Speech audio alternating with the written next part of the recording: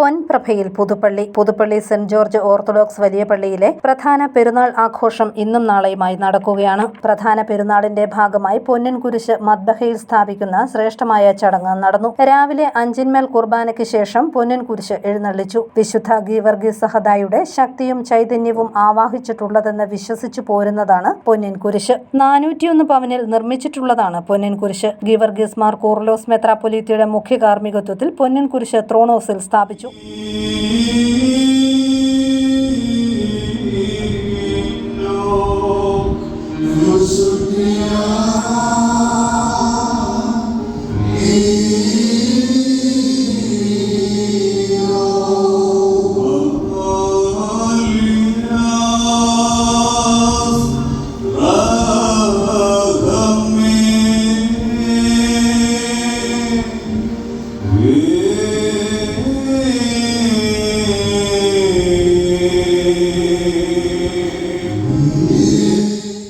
ഉച്ചയ്ക്ക് ശേഷമായിരുന്നു വിറകിടിയിൽ ഘോഷയാത്ര.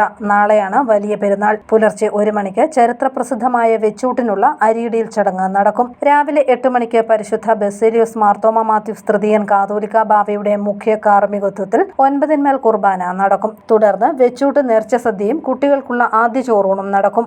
News bureau, Kottayam.